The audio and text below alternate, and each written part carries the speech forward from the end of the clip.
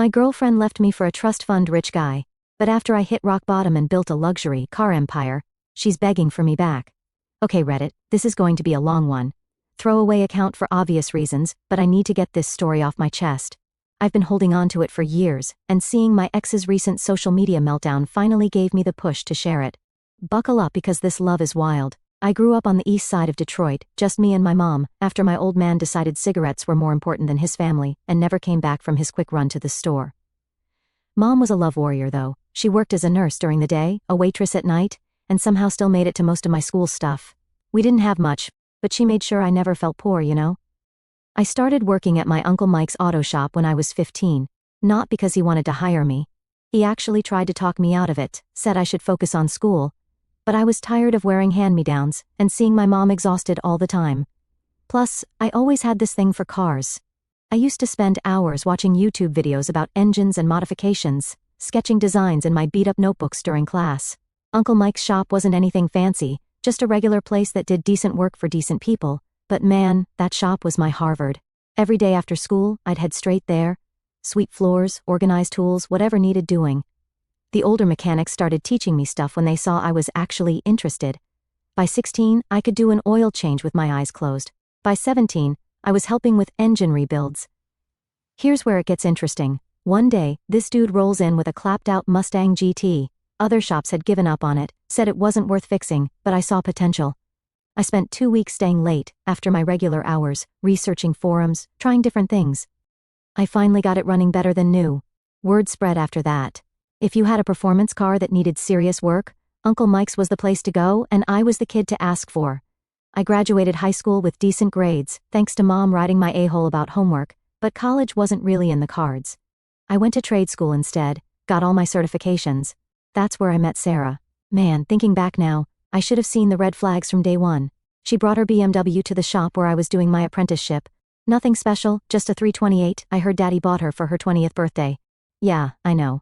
But she was different from the usual rich girls we got. She actually seemed interested when I explained what was wrong with her car, didn't act all grossed out by my grease-stained hands, even laughed at my dumb car jokes. We started dating a few weeks later. Looking back, I think she saw me as her rebellion against her stuck-up family. You know how rich girls sometimes date the bad boy to piss off their parents? Except I wasn't even a bad boy, just a working-class dude who was good with cars and had big dreams. Those first couple of years were actually pretty great. She'd bring me lunch at the shop, hang out while I worked on projects. I started doing side jobs, saving up every penny I could. I had this vision of opening my own place, not just another repair shop, but a high-end custom garage, the kind of place where people bring their Ferraris and Lamborghinis for serious work. Sarah seemed supportive, always talking about how she believed in me. Her family though, holy love. Imagine every stereotype about old money snobs, multiply it by 10, and you're getting close. Her dad, Mr. Big Shot real estate developer, would ask me these condescending questions about my little car hobby at family dinners. Her mom would constantly bring up how her friend's son was doing so well at medical school, or how her cousin's husband just made partner at his law firm. But I kept my cool, focused on my goals. By 24, I had a solid reputation in the Detroit car scene, started getting some high-end clients through word of mouth. I was even featured in a local car magazine for a custom restoration I did, on a 1967 Shelby GT500. Things were looking up. Sarah and I had been together for 4 years at this point. We talked about marriage, kids, the whole thing. I was saving up for a ring, nothing fancy, but it was honest money I'd earned with my own 2 hands. I had this whole plan to propose once I secured the loan for my shop. Then everything went to love. So every year, Sarah's family hosted this fancy charity gala for some Save the Whatever Foundation. Usually, I'd find an excuse to skip these things. Nothing more uncomfortable than being surrounded by trust fund babies who think changing their own oil is quirky and adventurous. But this time, Sarah insisted, said it was important to her family that I be there. Red flag number 1 that I completely missed. I busted my a-hole that week to finish up a client's Porsche GT3 early so I could make it, even bought a new suit, nothing fancy but definitely a step up from my usual JCPenney specials. I spent like 3 hours watching YouTube videos on how to tie a proper Windsor knot. Looking back, I probably tried too hard, but hey, I wanted to make Sarah proud. The gala was at this ridiculous mansion outside the city. We're talking fountain in the driveway, valet parking, awkward moment when I recognized one of the valets, dude used to work at Uncle Mike's. And enough crystal chandeliers to blind a small army. I felt out of place the second I walked in, but I was trying to play it cool. That's when James Love Morrison III made his grand entrance. This a-hole pulls up in a brand new Porsche GT3 RS, the exact model I'd been working on all week, except his was fresh off the showroom floor. Probably never even seen a speck of dust. He walks in wearing what I later found out was a $112,000 suit. Yeah, I looked it up after. Some fancy a-hole watch that probably cost more than my yearly income. And that typical trust fund baby haircut that screams, "My daddy's lawyers have lawyers." Here's the real thing. Turns out his family owned Morrison Luxury Automobiles, this chain of high-end dealerships across 3 states. The same dealerships that would sometimes send us problem cars they couldn't fix. The irony was love painful. Sarah's mom practically sprinted across the room to greet him. "James, darling, we didn't know you'd be here." Total love. I found out later they'd specifically invited him. Next thing I know, they're steering Sarah toward him, making sure they're seated together at dinner. During dinner, I had to sit there and listen to this guy brag about his latest business ventures, all funded by Daddy's money, of course. "Just acquired a new dealership in Chicago," he says, swirling his $1,000 wine like he's in some fancy commercial, planning to expand into the exotic car market. It's really about understanding the luxury consumer mindset. I almost choked on my weird a whole tiny portion of whatever French dish they were serving. This guy wouldn't know real car work if it bit him in his designer flat a-hole, but every time he opened his mouth, Sarah's parents were practically drooling. Her dad kept saying love like, "That's the kind of forward thinking the industry needs, and you really understand the business side of things." The whole time I noticed Sarah getting quieter and quieter. Usually she'd jump in, talk about some of the custom work I'd done, how I was planning to open my own shop, but that night, nothing. She just sat there nodding and laughing at James's terrible jokes about people who still buy American cars. That hurt more than any of the subtle digs about my background. After dinner they had dancing. I'm not much of a dancer, unless you count the victory dance I do after successfully rebuilding a transmission. But I was trying. Then James cuts in, all smooth with his ballroom dancing skills, probably learned at some fancy prep school. Sarah didn't even look back at me. The rest of the night was torture. I had to watch them dancing, talking, laughing. Her mom kept hovering around them, taking pictures, making comments about what a handsome couple they made. Meanwhile, I'm standing by the bar, drowning my frustration in overpriced drinks that I couldn't really appreciate anyway. On the drive home, Sarah was different, quiet. When I tried to joke about James being a walking stereotype, she didn't laugh like she usually would. Instead, she got defensive. "He's actually really smart about the industry," she said. "Maybe you could learn something about the business side from him." That's when I knew, deep down, I think I knew right then that we were done. But like an idiot, I ignored it, kept telling myself she was just impressed by the fancy party, that things would go back to normal once we were back in our regular routine. Over the next few weeks, Sarah started getting more involved with her family's social circle. Suddenly she was too busy to hang out at the shop, always had some charity event or social function to attend, and somehow, James was always there too. "Just coincidence," she'd say. "Yeah, right, the final straw?" I found out she'd been having business lunches with James to discuss investment opportunities for my future shop. Apparently, he was interested in backing local talent. Sure, backing me right out of my relationship.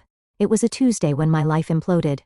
I remember because I'd just finished a complex transmission rebuild on a client's Mercedes-AMG GT, was feeling pretty good about myself, had grease all over my hands but a fat check in my pocket, the kind of day that usually meant celebration beers with the guys at the shop. Then Sarah texts, "Can we talk? I'll come by your place after work." Anyone who's ever gotten that text knows exactly what it means. But stupid me, I actually thought maybe she wanted to apologize for being distant lately. I rushed home, took the fastest shower of my life, even cleaned up my small apartment above the shop. It wasn't much, but it was mine. Paid for with honest work and long hours. She shows up looking like she stepped out of a magazine. Designer everything, hair done perfectly, not a single thing out of place. Meanwhile, my hands still had motor oil under the nails that wouldn't come out no matter how hard I scrubbed. The contrast hit different that day. "I think we need to take a break," she starts. Classic opener, right? But then comes the real gut punch. I've been doing a lot of thinking about my future. I just sat there on my worn-out couch while she went through her obviously rehearsed speech. How she needs stability. How she's at a point in her life where she needs to think about her future seriously. How her family made her realize some things. Then the kicker, she actually had the nerve to say this. "James helped me understand what I really want in life. Someone established. Someone who can provide the lifestyle I'm accustomed to." You know what's love up? I didn't even get mad, didn't yell or throw things, just sat there feeling like someone had ripped my heart out through my throat. 4 years of memories flashing through my mind, all the late nights she spent at the shop with me, all the plans we made, all the times she said she believed in my dreams. "What about the shop?" I asked. "What about everything we planned? She actually rolled her eyes. Love rolled her eyes. Be realistic. Do you know how much capital it takes to compete with established luxury garages? James says. I cut her off there. James says, the guy who's never changed his own oil? That's who you're taking business advice from now? She got this look on her face, like I was some kid who just didn't understand how the real world works. This is exactly what I'm talking about. You're so focused on the technical side, you don't understand the business reality. James has connections, he understands the luxury market. I stood up, something in me just broke. Get out. What? Get the love out of my apartment. Take your designer bags, your business reality, and your love, James, and get out. She looked shocked. Probably expected me to beg, to promise I'd change, to grovel for another chance. Instead, I walked to the door and held it open. She left without another word. 2 days later, 2 love days. She's all over Instagram, pictures of her and James at some rooftop restaurant, his arm around her waist, both of them looking like they're shooting a commercial for rich people problems. Caption, sometimes life leads you exactly where you're meant to be. The worst part? The comments. All her rich friends saying love like, OMG, finally, you guys are perfect together, and this is what you deserve, girl, like our entire relationship was just some embarrassing phase she went through. Then came the real love storm. Remember that Mercedes I just finished working on? Owner calls the next day, says the transmission's acting up again. I was so love up from the breakup, I must have missed something during reassembly. I had to eat the cost of fixing it. There went the fat check I was so proud of. More mistakes followed. I started drinking too much, showing up to work late, losing focus during jobs. Uncle Mike tried to talk to me about it, but I wasn't hearing it. Customers started going elsewhere. My savings for the shop? Draining fast. Between lost work and trying to drink away memories of Sarah, I lost 3 more big jobs in 2 weeks. Word gets around fast in the luxury car world. 1 mistake, and your reputation takes a hit. 2 mistakes, people start looking elsewhere. Uncle Mike tried to help. He's a good dude, kept giving me chances even when I was showing up late, hungover, or both. But after I scratched a client's restored 1969 Camaro because I was too drunk to notice a loose wrench on my workbench, he had to make a decision. He pulled me aside one Friday afternoon, pain all over his face. Listen, kid, I love you like a son, but I can't let you work on cars like this. You're going to hurt yourself or someone else. Take some time, get your head straight. That night I drank until I couldn't feel feelings anymore, woke up on my bathroom floor to 3 missed calls from my landlord. Turns out I'd missed 2 months of rent on my apartment above the shop. Had been so love up I didn't even notice the late notices piling up. The real kick in the teeth? My savings account was almost empty. 4 years of carefully saving every penny for my dream shop, gone in less than 2 months of self-destruction between the botched jobs I had to make right, the drinking and trying to keep up appearances on the few dates I went on. Like that was going to help. I'd burned through almost everything. I had to move back in with my mom at 26. She didn't say anything when I showed up at her door with 2 duffel bags and a box of tools, just hugged me and said dinner would be ready in an hour. But I saw her crying in the kitchen later that night. That love destroyed me, knowing I was making my mom cry after everything she'd sacrificed to raise me right. I started taking any job I could find, worked at AutoZone during the day, delivered pizzas at night. But the worst? I had to take a job as a valet at this fancy steakhouse downtown, the same kind of place I used to dream about taking Sarah to once I made it. Then it happened, the moment that really broke me. I'm standing there in my valet uniform, cheap polyester pants and a red vest that made me look like a rejected Christmas elf. Up pulls this familiar Porsche GT3 Rs, that specific shade of shark blue that still haunts my dreams. Out steps James, looking like a Love GQ model, and then Sarah. She was wearing this red dress that probably cost more than my car, designer everything. That tennis bracelet James had posted about giving her on Instagram. Yeah, I was still pathetically checking their socials. She saw me, I know she saw me, but she looked right through me like I was invisible, just handed me her clutch with this practiced smile you give to the help. James though, this a-hole actually recognized me. Gets this little smirk on his face, pulls out his wallet. Take good care of it, he says, handing me a $100 bill. I know how rough things have been for you lately. I wanted to shove that bill down his throat, wanted to tell him that I'd forgotten more about cars than he'd ever know, wanted to point out that daddy's money doesn't make you a man. But you know what I did? I took the love money because I needed it, because my mom's AC was broken, and she wouldn't let me pay to fix it, but I knew that 100 would cover the parts I needed. That night, after my shift, I sat in my car, the same Mustang I'd been so proud of building up from nothing, now showing its age and neglect, pulled out my phone, looked at Sarah's Instagram. There they were, at the same restaurant I just valeted at. Perfect couple, perfect life, perfect love everything. 30 pounds of depression weighed on my frame, cheap uniform reeking of other people's cars, That $100 bill burning a hole in my pocket. That was my rock bottom. But here's the thing about hitting bottom: once you're there, you've got nothing left to lose. I drove home that night, walked straight past my mom watching her late night shows, into my old bedroom that still had my high school trophies on the wall. I stood there, looking in the mirror for what felt like hours. The guy looking back? I didn't recognize him anymore. Hadn't shaved in weeks, dark circles under my eyes, looked like a stranger wearing my face. That's when I made the decision. Capital T, capital D. Because sometimes you have to completely break before you can rebuild. And rebuild? That's exactly what I was about to do. That $100 bill James gave me?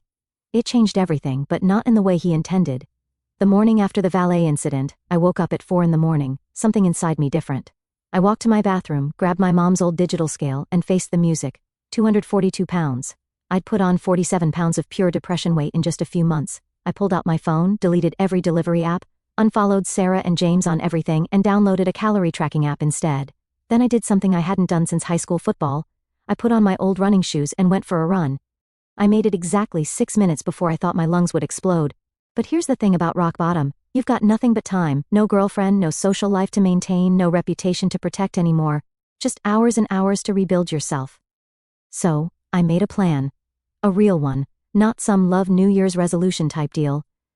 4:30 in the morning, wake up, protein shake, learned about proper nutrition from YouTube. 5 in the morning, gym. 7 in the morning, AutoZone shift. 4 in the afternoon, valet job. 11 at night, study business and marketing until I couldn't keep my eyes open. Rinse and repeat, every single day. The first month was hell. My body hurt constantly. Living with my mom at 26 felt like the ultimate failure. The valet job was a constant reminder of everything I'd lost. But I kept looking at that $100 bill on my wall, kept thinking about James's smirk, used that anger, that humiliation, as fuel. By month 3, things started changing. Down 25 pounds, started seeing muscle definition again. The regular customers at AutoZone began asking what I was doing differently. But the biggest was happening in my mind. See, working at AutoZone had this unexpected benefit.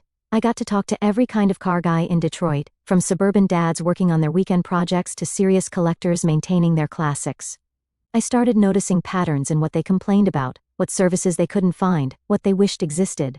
The high-end guys especially. They kept bitching about how the dealerships like James's family's chain were overcharging for basic work and screwing up the complex stuff. The more I listened, the more I saw a gap in the market. These guys wanted someone who understood both the mechanics and the luxury market. Remember that warehouse I mentioned earlier? I found it during a valet shift, this massive abandoned building in Corktown, right between the wealthy suburbs and downtown. The previous owner went bankrupt during COVID. The place was a mess. Broken windows, graffiti everywhere, probably some questionable residents in the corners, but holy love, the bones were perfect: high ceilings, great location, massive doors that could fit any size vehicle. During my breaks, I'd sit in my car outside that building, running numbers, sketching layouts, planning. The asking price was way out of my league, $400,000, but I couldn't stop thinking about it. Then came the breakthrough. One night I'm valeting this beat-up Rolls-Royce Phantom. Yeah, that's a thing. The owner, this old-school Detroit businessman, Mr. Thompson, says the car is making this weird noise. He's complained to 3 different dealerships, spent thousands, problem's still there. I hear it, and immediately know what it is: a classic air suspension issue these models have. I tell him my diagnosis. He's skeptical but desperate, says I can look at it after my shift if I want. I spent 2 hours in that parking lot, fixing his car with basic tools from my trunk. When I finish, he's shocked, starts asking about my background, my plans. I told him everything, about the warehouse I wanted to buy, about my vision for a different kind of luxury garage, about how the current market was underserving guys like him. We must have talked for another hour. The next day, he calls, wants to meet at his office. I show up in my best clothes, which wasn't saying much at that point. Hands still stained with motor oil, despite scrubbing them raw. He has a proposal: he'll help secure the loan for the warehouse, plus $200,000 for renovations and equipment. In return, he wants 25% of the business and first priority service for his car collection. But here's the catch. I had 3 months to prove I could run a business, had to create a complete business plan, marketing strategy, everything. Oh, and I had to get back in good standing with the luxury car community. No pressure, right? You know what I did? I grabbed every free business course online I could find, spent my valet shifts studying the high-end clients, how they talked, what they valued, what made them trust a business. I used my AutoZone connections to start rebuilding my reputation in the car community. called in favors from every mechanic I'd ever helped. I lost another 20 pounds, started dressing better, not fancy but professional, clean, pressed clothes, even for the valet job. I changed how I talked, how I carried myself, not pretending to be something I wasn't, but becoming the best version of who I could be. 3 months later, I walked into Mr. Thompson's office a different man. Physically, mentally, professionally, everything had changed. I slapped down a 100-page business plan that I'd rewritten 12 times, had 5 luxury car owners ready to sign maintenance contracts, had a complete renovation plan for the warehouse. He read through everything, looked at me for a long moment, then opened his desk drawer, pulled out a set of keys, the keys to the warehouse. He'd already bought it, said he knew after week 2 that I was going to make it happen, just wanted to see how far I'd push myself.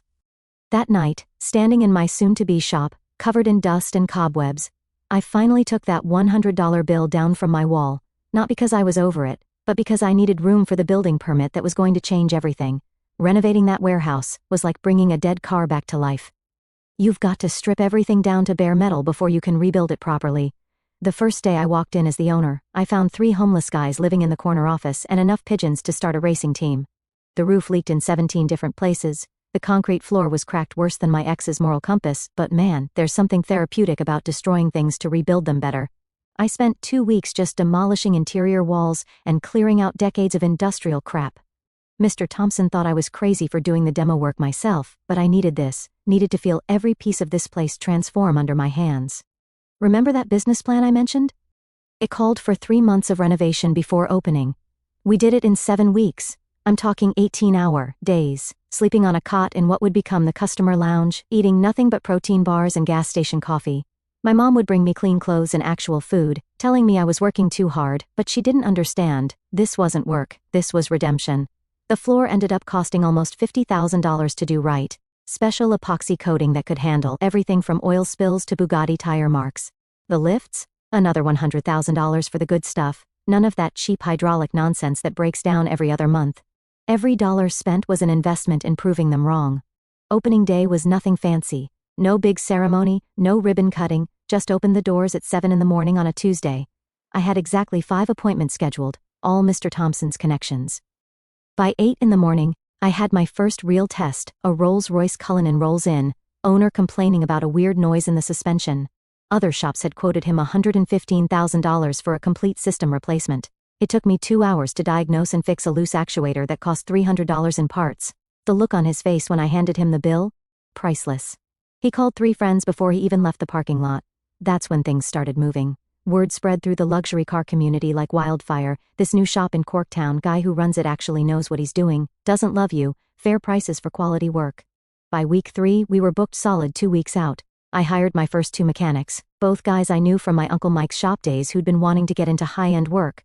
I trained them myself. Made sure they understood my standards. No cutting corners, no love, no overcharging just because the client has money. Then came the game changer. Remember that Ferrari restoration I mentioned way back? The owner was this big shot in the classic car world. Brings in his 1962 Ferrari 250 GTE. The previous shop had totally botched the engine rebuild, wanted another $40,000 to fix their mistakes. I spent a week rebuilding that engine myself, staying up till 3 in the morning studying original Ferrari manuals. When I fired it up for the first time, that V12 singing like it just rolled out of Maranello? Man, I actually cried. The owner was so happy, he featured us in his car club newsletter. Next thing you know, we're getting calls from collectors across the country. 6 months in, I had to hire 3 more mechanics, built a reputation for being the shop that could fix the impossible problems the ones other shops, including certain dealership chains, couldn't figure out. I started getting calls from exotic car owners tired of dealing with dealership love. Here's where it gets good. I started noticing a pattern. A lot of complaints about Morrison Luxury Automobiles, James's daddy's chain.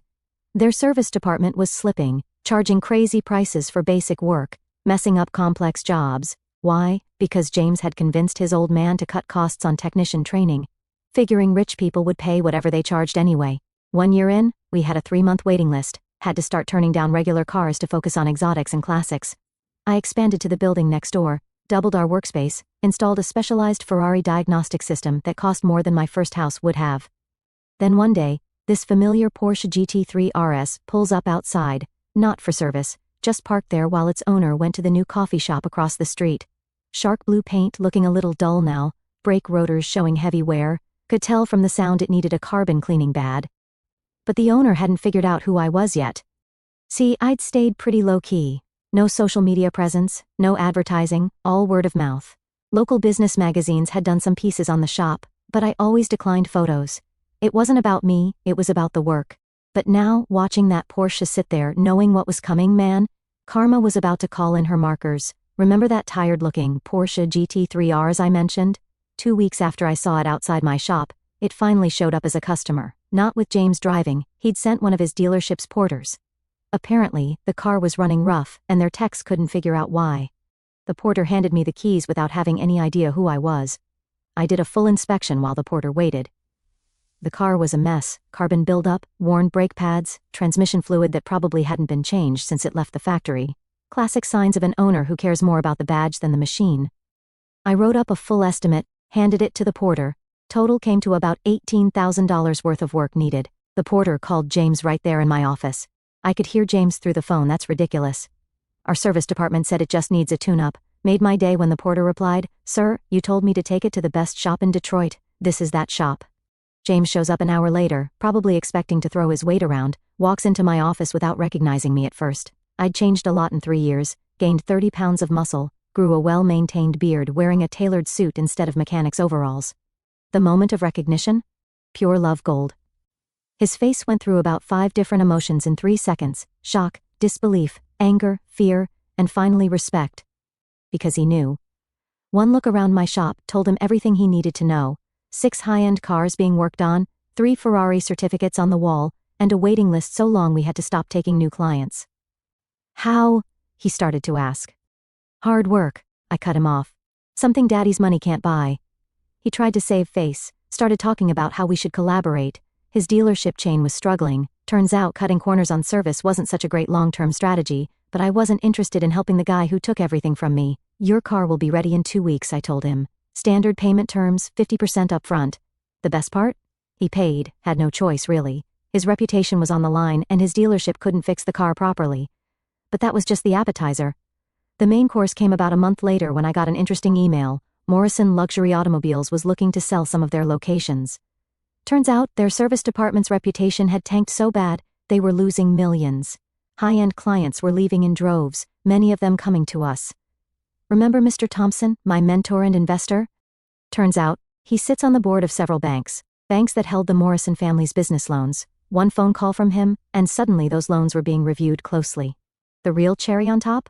Sarah showed up at my shop unannounced one afternoon. She looked different. The designer clothes were gone, replaced by regular retail stuff. That perfect rich girl polish had faded. Turns out, James's family's financial troubles had hit home. No more unlimited credit cards, no more luxury shopping sprees. "I made a mistake," she said, standing in my office. The same office where I'd once dreamed of building something great. "I never should have left. You were the real thing, and I was too blind to see it." Just then, Emma walked in. My girlfriend of 2 years, former professional race car driver, now runs her own performance parts manufacturing company. She's everything Sarah pretended to be: smart, driven, genuine. The look on Sarah's face when Emma kissed me hello. Better than any revenge I could have planned. "The mistake wasn't leaving," I told Sarah. "The mistake was thinking I needed you to succeed. Today my shop is the go-to place for exotic cars in the Midwest. We've got a 6-month waiting list, 3 locations, and a reputation for excellence that money can't buy." James's family had to sell most of their dealerships. Karma's a witch when you build your success on love. Last I heard he's working as a used car salesman in Ohio. Sarah? She's still with him but not by choice. Turns out, when you build your whole life around someone else's money, it's hard to walk away when that money disappears. Her Instagram these days is all blessed with what matters posts. You know, the kind people make when they're trying to convince themselves they're happy. Me? I just signed a deal to open 2 more locations. Emma and I are getting married next spring, having the ceremony in the first warehouse I renovated. Mr. Thompson's going to be my best man. That $100 bill James gave me when I was a valet?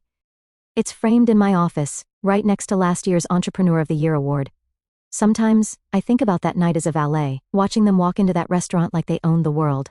Everything I've built since then, it's not about revenge, it's about proving that real success comes from genuine passion, hard work, and never letting someone else define your worth. The empire I built? It's not built on family connections or trust funds, it's built on stripped knuckles, late nights, and a genuine love for what I do. And that's something no one can ever take away.